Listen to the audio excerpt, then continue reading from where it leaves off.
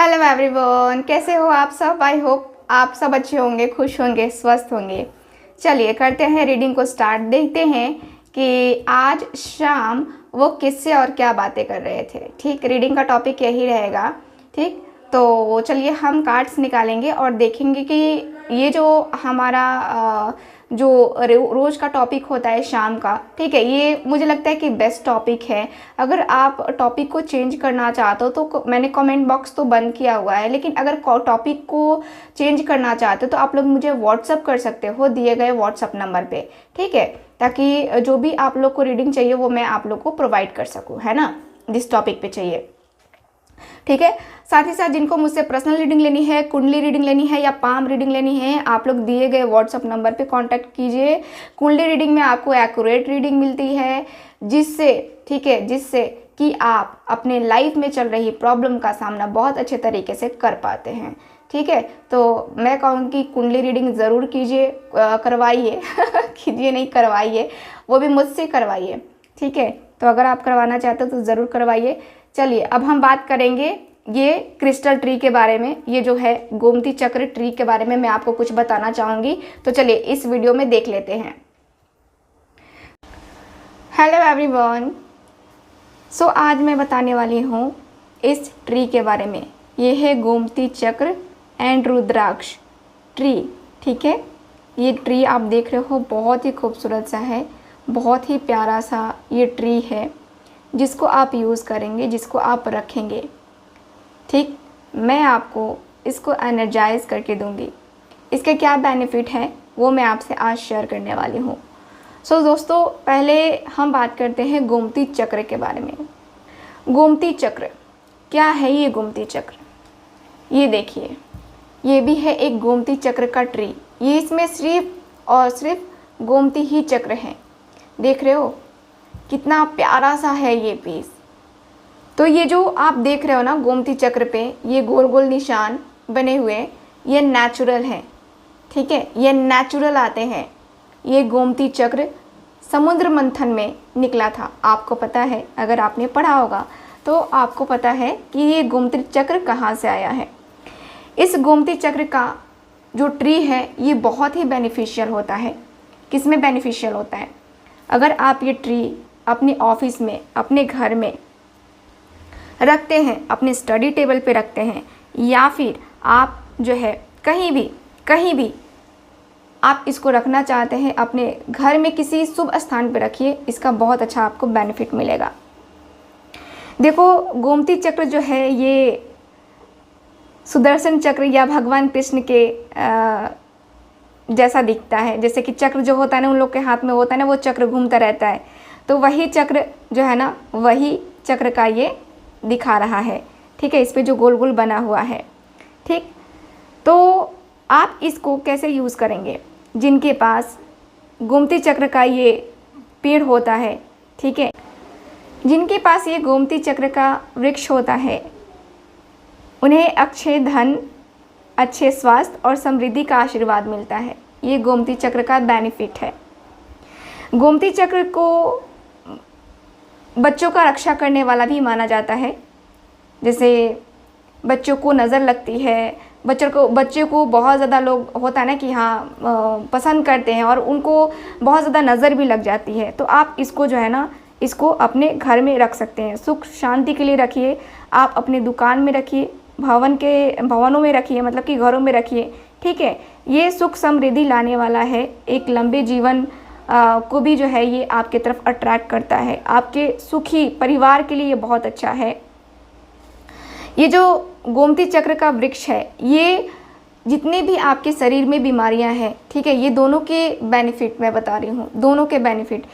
ये आपके अंदर एक अट्रैक्शन पावर क्रिएट करता है। ठीक है, आपके अंदर आपकी खूबसूरती को बढ़ाता है, आपको बुरे कामों से बचाता है, बुरे प्रभावों से बचाता है, रोग दोष को दूर करता है। ठीक है, और जीवन में ये आपको सुरक्षा ही प्रदान करता है। इससे आप बहुत ही पॉजिटिव फील करते हैं।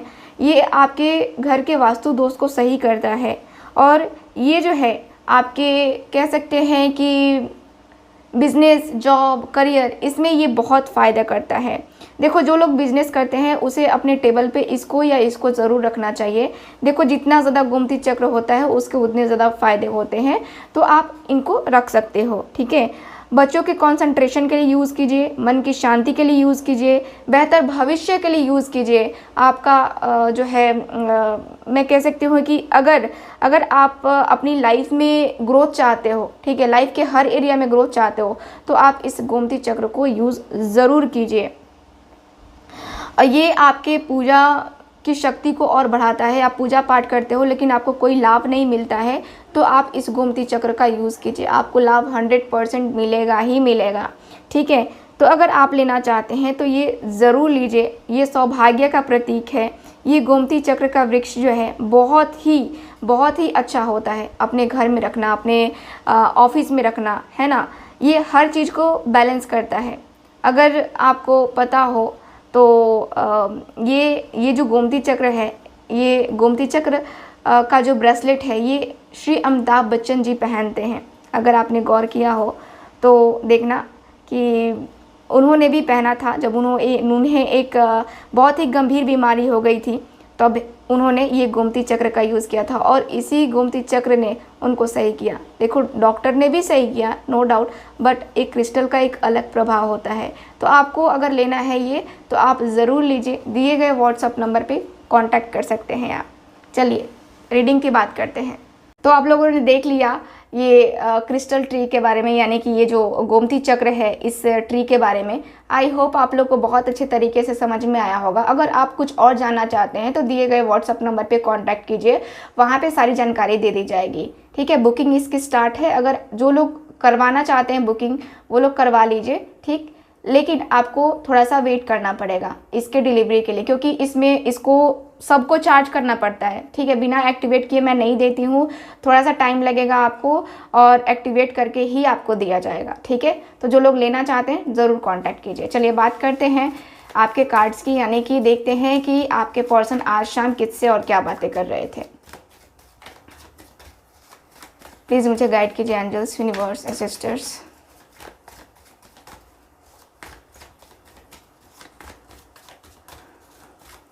प्लीज़ मुझे गाइड करें एंजल्स।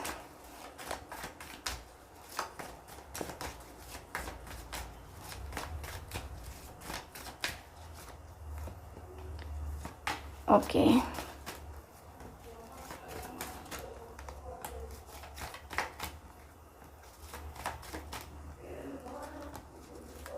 ओके ठीक है, बॉटम ऑफ द डेक देख लेते हैं। बॉटम ऑफ द डेक है, वाओ, चैरियट की एनर्जी है। बहुत ही खूबसूरत सा कार्ड आया है, बहुत ज़्यादा खूबसूरत। बॉटम ऑफ द डेक जो आया है ये सारी कहानी बता रहा है आपके और आपके पार्टनर के बीच की, यानी कि ये बॉटम ऑफ द डेक बता रहा है कि आपके जो पर्सन हैं ये सोच रहे हैं, ये बातें कर रहे हैं कि मुझे बैलेंस करना है अपने आप में, अपने रिलेशनशिप में। जो चीज़ें मेरी लाइफ में नहीं है, ठीक है, जो चीज़ें मैं नहीं समझ सकता उसको मुझे समझनी पड़ेगी, उसके बारे में मुझे और ज़्यादा सर्च करना पड़ेगा, और ज़्यादा मुझे देखना पड़ेगा। मैं ऐसे अहंकार में, ऐसे ईगो में रह करके उन सारी सिचुएशंस को नहीं देख पा रहा हूँ जो कि रियलिटी हैं, ठीक है। तो ये पर्सन को समझ में आ रहा है कि इनको बैलेंस करना होगा और इनको अपने गुस्से को शांत करना होगा। ये अपने गुस्से को शांत करेंगे तब जाके इनकी लाइफ में कुछ इम्प्रूवमेंट आएगी, ठीक। तो ये पर्सन सोचते हुए दिख रहे हैं क्या, एक्शन लेने के बारे में, डिसीजन लेने के बारे में। यहाँ पे दिख रहा है कि ये पर्सन एक्शन और डिसीजन दोनों लेना चाहते हैं, क्योंकि इनकी लाइफ में ज़रूरी है, वो एक ज़रूरी हिस्सा है, ठीक है। ये पर्सन क्लियरली बातें कर रहे हैं कि अगर मैंने एक्शन नहीं लिया, डिसीजन नहीं लिया, फिर मुझे ज़िंदगी भर पछतावा रहेगा, फिर मुझे ज़िंदगी भर पछताना पड़ेगा, है ना। तो उससे अच्छा है कि मैं क्यों ना एक्शन ले लूँ, क्यों ना डिसीजन ले लूँ, है ना। तो ये पर्सन जो है ना आपके लिए एक्शन और डिसीजन लेना चाह रहे हैं। चलिए बात करते हैं दूसरे कार्ड की, यहाँ पे क्या बातें कर रहे हैं ये पर्सन।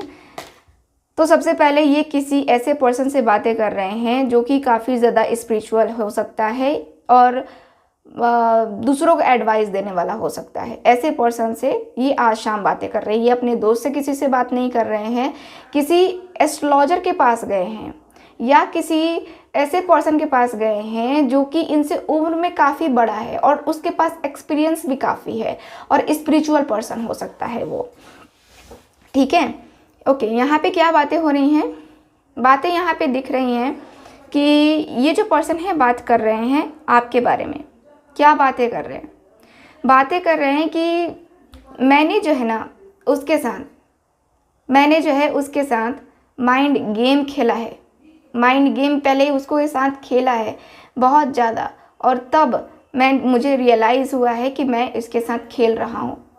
मेरी लाइफ में कोई दूसरा पर्सन भी रहा है, क्योंकि यहाँ पे दिख रहा है ना तीसरे की इन्वॉल्वमेंट। ठीक है, तीसरे की इन्वॉल्वमेंट, और तीसरे की इन्वॉल्वमेंट होने के कारण से यहाँ पे कार्ड बता रहा है कि आपके पर्सन पूरी तरीके से फोकस नहीं कर पा रहे हैं।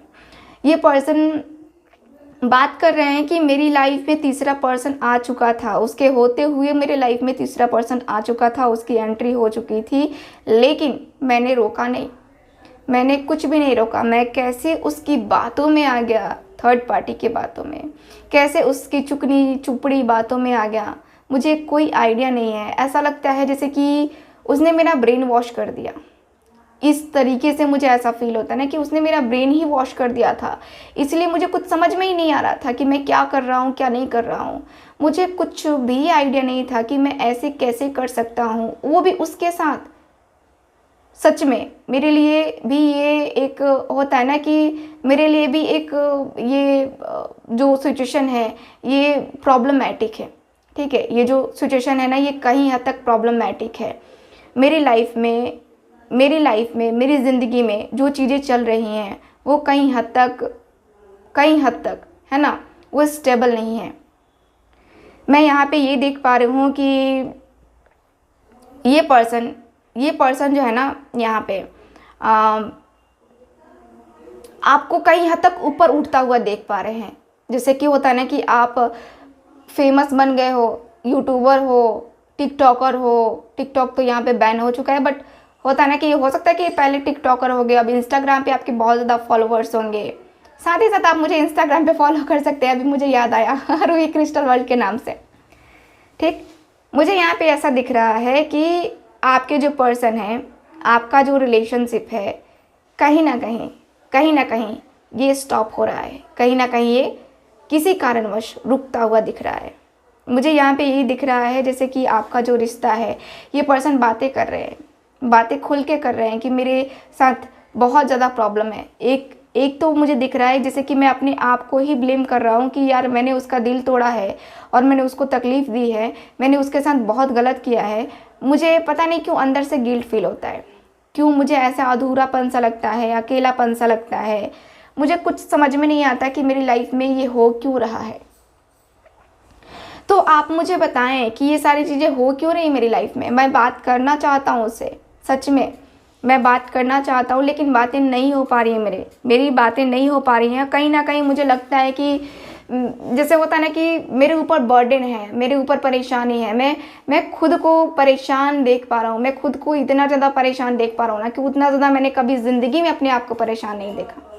ठीक है, मुझे यहाँ पे ये दिख रहा है। साथ ही साथ ये पर्सन बातें कर रहे हैं कि कुछ आप ऐसा कीजिए कि मेरा माइंड स्टेबल हो, मेरा माइंड मुझे समझ में आए कि मुझे आगे क्या करना है। ठीक, क्योंकि ये पर्सन कह रहे हैं, अपनी सारी बातें बता रहे हैं। ठीक है, कि हाँ मेरे साथ ये प्रॉब्लम है, मेरे साथ वो प्रॉब्लम है, इसका सॉल्यूशन क्या होगा, आप मुझे गाइड करो, क्योंकि आप मेरे से बड़े पर्सन हो और आपके पास एक्सपीरियंस अवेलेबल है, मेरे पास एक्सपीरियंस नहीं है।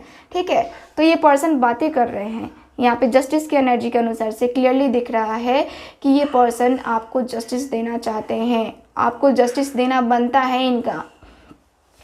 ठीक है, ये पर्सन आपको जस्टिस देना चाहते हैं और जस्टिस दे करके इस रिलेशनशिप में आगे बढ़ना चाहते हैं। मैं देख पा रही हूँ कि ये पर्सन आपके साथ जो है ना लाइफ में मतलब कि आगे बढ़ने के लिए इन्होंने पूरा अपना एक जो होता है ना कि माइंड मैप बना लिया है कि हाँ इनको कैसे क्या करना है, कैसे किस चीज़ को करना है। बस यहाँ पे इस पर्सन की एनर्जी के अनुसार से दिख रहा है कि ये पर्सन जो गाइडेंस दे देंगे, जो भी गाइडेंस देंगे, ठीक है, वही ये पर्सन करने वाले हैं, वही ये पर्सन करेंगे। ठीक, क्योंकि यहाँ पे जो है ना इस पर्सन के ऊपर, इस पर्सन की, आपके पर्सन की काफ़ी ज़्यादा आस्थाएं हैं, काफ़ी ज़्यादा इनका एक जो होता है ना कि ट्रस्ट है ना, तो ट्रस्ट बना हुआ है और वो ट्रस्ट को वो तोड़ नहीं सकते हैं, वो ट्रस्ट वो तोड़ नहीं सकते हैं, वो ट्रस्ट ख़त्म ही नहीं हो रहा है इनका। ठीक है, तो यहाँ पे यही दिख रहा है कि आपके पर्सन आपके ऊपर ट्रस्ट कर रहे हैं और आपसे शादी करने का प्रपोजल ये पर्सन रखने के बारे में पूछ रहे हैं। ठीक है, अब इनका क्या होगा क्या नहीं ये देखेंगे हम अगली रीडिंग में। मिलते हैं फिर अगली रीडिंग में। Bye bye.